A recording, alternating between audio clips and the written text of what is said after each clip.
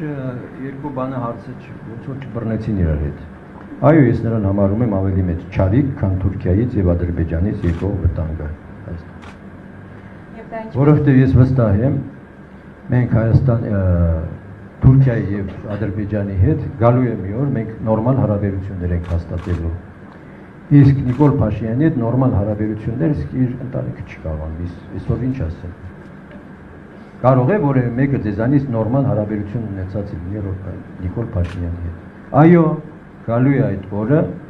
երբ Թուրքիայի եւ Ադրբեջանի հետ մենք ունենալու ենք նորմալ հարաբերություններ,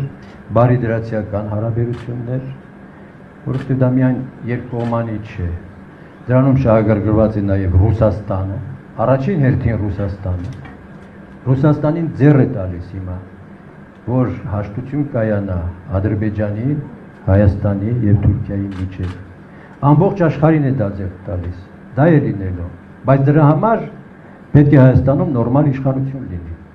Եթե նորմալ իշխանություն չեղավ, եթե Նիկոլը մնաց, գիտենք արդեն ինչ է լինելու։ Ռոբերտն ու Սերժը նույնպես Սերժը չի էլ հավակնում։ Ռոբերտ Քոչարյանը նույնպես նա ռեալիստ չի, իրատեստ չի։ Նրա տեսադաշտի կենտրոնը ինքն է։ Իրենից բացի ոչինչ չի տեսնում։ Իրեն թվում է ինքը ամեն ինչ կարող է անել։ Թողանի, տեսել ենք նրա արածը։ Եվ եթե հաջողվում է վերարտադրվել այդ սպառնալիքը, որն է Նիկոլ Փաշինյանի իշխանության, եթե հաջողվում է վերարտադրվել։ Ում վերարտադրվել է։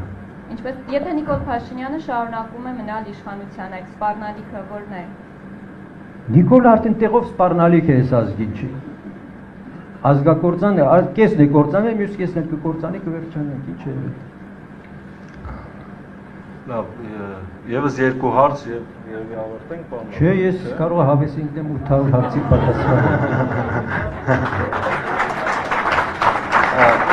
Ընդդեմ հետո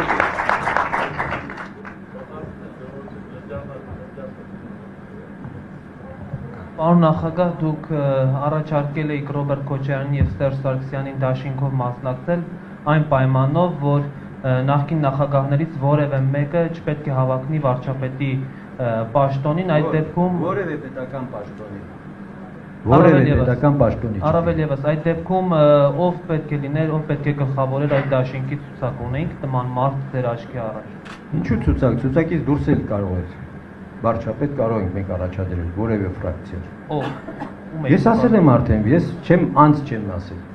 Պիտի լինի ճգնաժամային կառավարության մի տեխնոկրատ, փորձված կառավարչական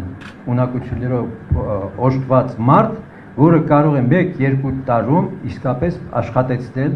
լիովին աշխատեցնել այս ջարդված, ջախջախված պետական մեքենան։